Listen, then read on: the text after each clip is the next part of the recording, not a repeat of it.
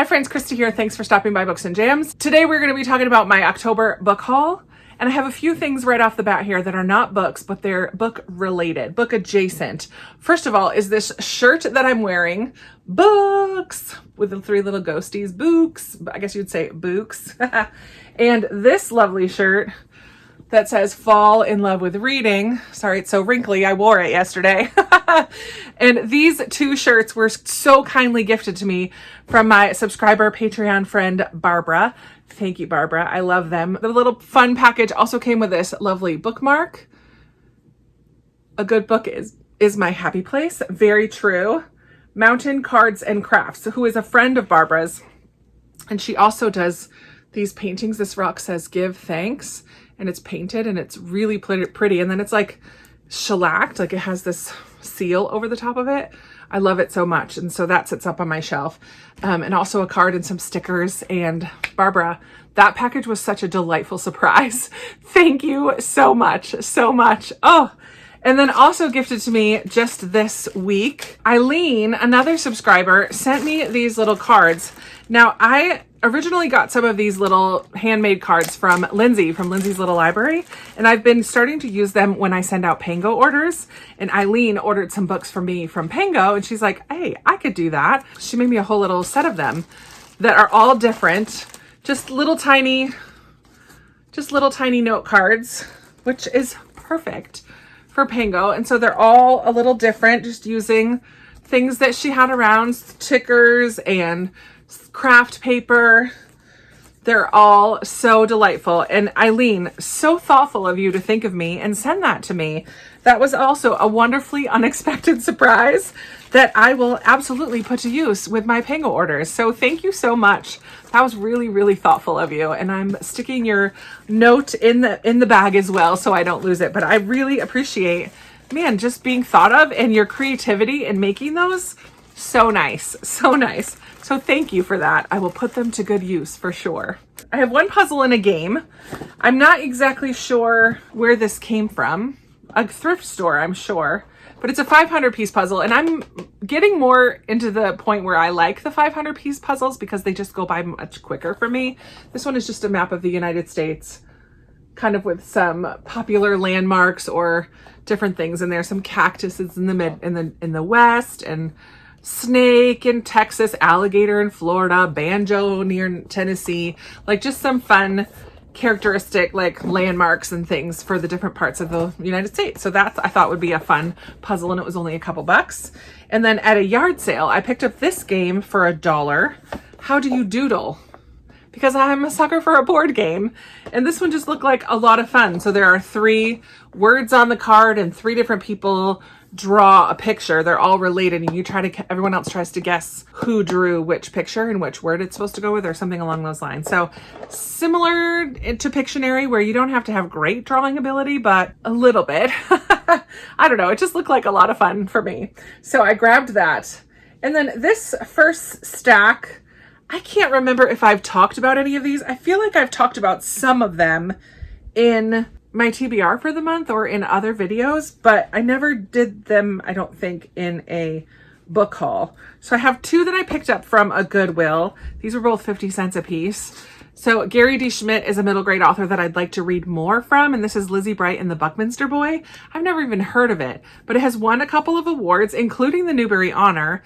And I know that I like Gary D. Schmidt. He wrote with Wednesday Wars. I would like to read more from that author, so I grabbed that one. And also the same thing goes for Jennifer A. Nielsen.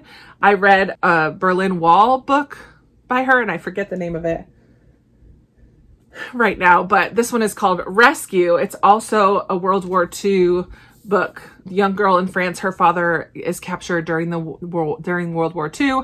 They used to have this game where they would share codes back and forth, like as secret messages kind of a thing, a way to communicate between the two of them.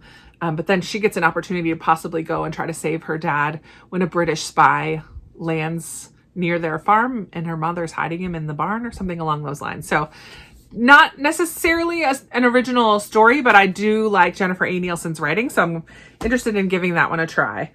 I know I did talk about this one, Spectres in the Glass House, in my, I know what it was, Anticipated Reads video. This is by Jamie Jo Wright. This is her newest. I'm very excited about this one. It's going to have the dual timeline. In the past timeline, there's going to be a wealthy family who has this butterfly house, this kind of conservatory type of a house. And then the daughter goes there for solace when her parents, I don't know if they've died or something, and she's now the inherits this business, this company. Butterflies start dying. There's a serial killer, and then a woman in the past trying to figure stuff out. That's how it normally goes. But I'm excited for another Jamie Jo Wright, so I have that one. I also, and these three, Spectres in the Glass House and the next two I'm going to talk about, these ones were sent to me by Baker Publishing House, so thank you so much, Baker Books, for sending me these books. I did find a form to request a couple, and they sent me all three that I requested, so that was really kind of them. So we also have Brave by Misu Andrews. I'm putting this one on my October TBR pile, which is right over here behind me, because Katie from Paperbacks and Ponytails, as well as Maddie from The Cottage Life, I forget her channel name now, This Bookish Cottage, they are hosting Journey Through the Bible Readathon in October, and this is their group read. So I'm not participating in the whole readathon, but I would like to read the group read, because Katie is going to have Misu Andrews on her channel and have a little interview with her as a live, I believe, towards the end of the month. So I'm really excited about that and would love to participate. I love getting to talk with authors. Not that I would be talking to her personally, but I love getting to hear from authors as well. This is about, this is a biblical fiction about one of King David's wives. And then the third one that I requested, I didn't put on my anticipated reads list, but it is Of Gold and Shadows by Michelle Greep. And I've read other books by Michelle Greep. This is the first book in Time's Lost Treasures. So I'm excited for this one as well. Historical fiction set in Victorian England. So there's that one. I don't remember where I got these two. I think I found them thrifting. I don't really know. But I have The Secret Life of Albert Entwistle by Matt Cain. This is a British older gentleman. Every day, Albert makes his way through the streets of his small English town, delivering letters and parcels and returning greetings with a quick wave and howdy do. Everyone on his route knows Albert, or thinks they do, a man of quiet routines, content to live alone with his cat, Gracie. But he's not that old. He's only 65. 3 months before his 65th birthday, he's being forced into retirement. So now what is he going to do? He's had this routine for so long. I'm interested in that. I love an older protagonist story. And then this book is the third book in this series. Dear Mrs. Bird is the first one. This one is Mrs. Porter Calling by A.J. Pierce. I've read the first two, Dear Mrs. Bird and Yours Cheerfully. And so I'm excited to have the third book now and get that one read as well. Two others that I got at a used book sale. No, these were from yard sales. And she was so nice. She gave them to me really cheap. But the first one that I got at this one yard sale is Mitch Albom's The Stranger in the Lifeboat. I really loved A Little Liar by him. And that was my first book by Mitch Albom. I know his super popular book Tuesdays with Morrie and 5 People You Meet in Heaven, but I've never read those ones. But I would like to read more from him because I really loved his writing in The Little Liar. And I think he tells a good, almost like a parable, like a story that has a good meaning to it. So I'm excited to try another book by him. And then she also had Mrs. Eris Goes to Paris by Paul Gallico. And I know this was adapted into a movie. I'm assuming it's about a woman who goes to Paris. A salt of the earth London charlady who cheerfully cleans the houses of the rich. One day, while tidying a wardrobe, she comes across the most beautiful thing she's ever seen in her life, a Dior dress. She saves her money so that she can go to Paris and meet Christian Dior, I believe. When she arrives at the house of Dior, she has little idea of how her life is about to be turned upside down. This was originally written in the 1950s, so I just think it'll be a fun kind of classic, modern classic. I'm not sure, but I'm excited that I found that one as well. I have one pre-order that I did, which I never do. And then the rest were also gifted to me. But the book that I pre-ordered is Sharon McMahon's The Small and the Mighty. Sharon McMahon is my go-to for politics and news, and she's fantastic. She's Sharon Says So on Instagram. I highly recommend following her if you want a truly facts-based, unbiased news source, really. She's your government teacher is what she's been called. Like, she just helps break things down. She also has a Patreon or like a book club that I'm not a part of any of that. I just follow her on Instagram. But this book is about 12 unsung Americans who changed the course of history from the founding to the civil rights movement. So I'm excited to read from Sharon McMahon. I enjoy her voice, like the way she speaks. And she also she feels like you're just sitting down talking politics and government with a friend, and I never do that. So I figured this might be a fun way to take a look at some historical figures, people that might not be in our history books, but that played an important role in shaping our country. So that I thought was important and good, and I will probably add that to my Nonfiction November read. When I met up with Chrissy from Chrissy's Purple Library, I totally forgot to include this in the vlog, but she so kindly had taken a picture of books that she was unhauling and asked if I wanted any of them. I'm like, actually, yeah. So she brought me 2 books, An Ember in the Ashes by Sabaa Tahir. I've really been wanting to revisit this series. I read this one and A Torch in the Night, Torch Against the Night, which is the second book when they first came out years and years ago. But then I had to wait. Reaper in the Gates wasn't out yet. And then there was a 4th one, Sky Beyond the Storm. And I haven't read either of those. So I'm going to go back to the beginning and read this one again. I really enjoyed the first 2. I just didn't want to wait and I lost interest, had too many other things on my mind by the time the next ones came out. So I know that I'm going to love this. And thank you so much, Chrissy, for passing it along to me. So nice.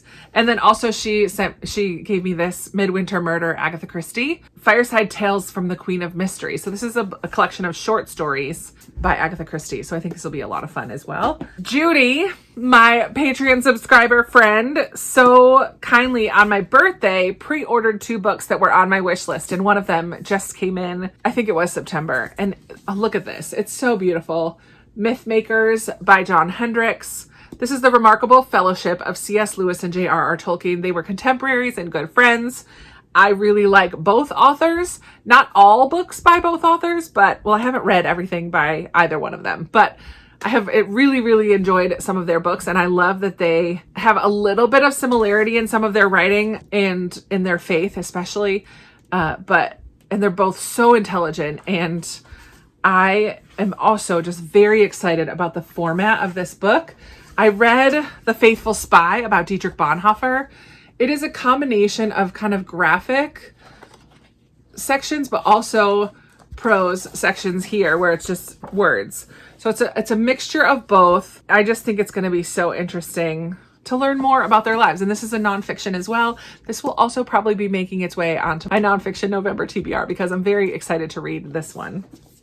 Thank you, Judy. Thank you, Judy, for sending it to me. You're so kind. And then just today I came home from work and there was a book. I'm so excited. The Bletchley Riddle by Ruta Sepetys and Steve Shankin. And Heather, a longtime viewer, many thanks for sharing your lovely book content. I'm looking forward to reading this one too. From Heather. What a surprise. What a kind surprise. Oh my word. I'm so excited. This middle grade is Ruta's first foray into middle grade. I've not read anything by Steve Shankin, so I'm not sure about his writing, but I'm really thrilled for this story. It is going to be a World War II story, but we're going to deal with Bletchley Park, which is in England, where code breakers worked during the war. And we're going to follow some siblings whose mother was a code breaker. And I don't know if she goes missing or what happens. Summer of 1940, Jacob and his quirky younger sister Lizzie share a love of riddles and puzzles. Now they're living inside one. The quarrelsome siblings find themselves amid one of the greatest secrets of World War II, the code-breaking factory at Bletchley Park. As Jacob joins the top minds to crack the Nazis' Enigma cipher, 14-year-old Lizzie embarks on a mission to solve the mysterious disappearance of their mother. So both of them are involved in their own little mysteries in a way, but I just think it looks so good. And I love Ruta Sepetys. I've loved everything that I've read from her. And I think I've read everything except her nonfiction that came out last year. So I'm really, really excited to read this. Thank you so much, Heather, for sending it to me. I'm so thrilled to have it. Oh, what a treat.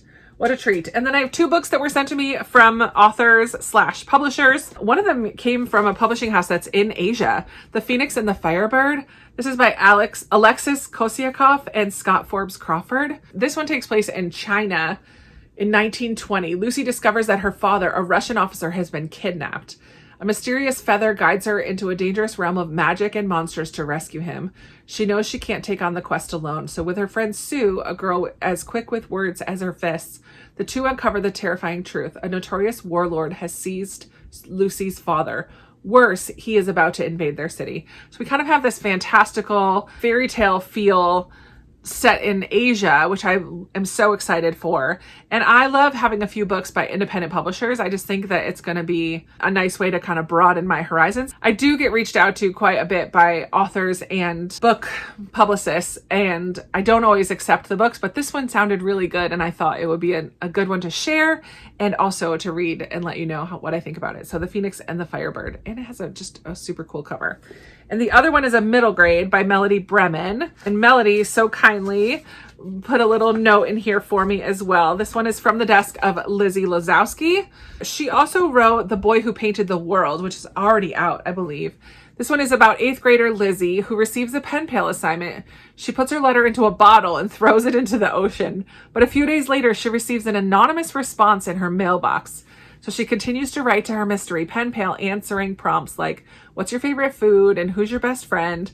And through her letters, she tells about her biggest dream to secure a spot at North Crest High School for the Arts. If she submits a creative project, a true story about one person. And Chloe, the new girl at school, just might be the one to help her complete the project and maybe even fill in for the best friend role. Sounds like a sweet middle grade story. I'm really looking forward to this one. So thank you, Melody, so much for sending me your book.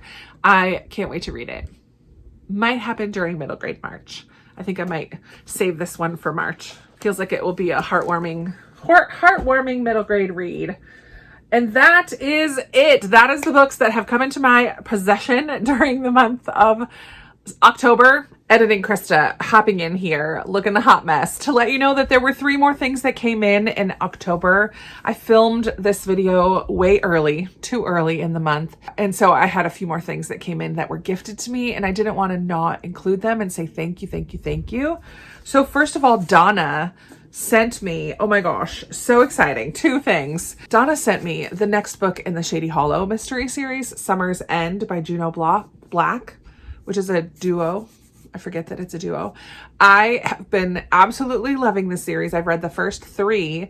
I have one more and the Christmas one and then this one. So, and there's a Halloween one, I think, too. A Halloween and a Christmas novella that I would like to read. And also this summery one, which I'll probably wait until next summer, honestly. But Donna, thank you so much. I'm so excited. I love these covers. I love this series. I'm so thrilled to have this. You are so kind. And she also sent me this children's picture book about Ivan, the remarkable true story of the shopping mall gorilla, by Catherine Applegate and illustrated by G. Brian Karras. So this is like a nonfiction about Ivan's story. Has cool illustrations in here. I love the One and Only series by Catherine Applegate that follows Ivan and his friends. And she, I believe, Donna said, I remember seeing Ivan at the B&I shortly before his move. So she got to see him in person, which is so cool. So thank you so much, Donna, for sending me this lovely bookish surprise in the mail. That was so kind of you.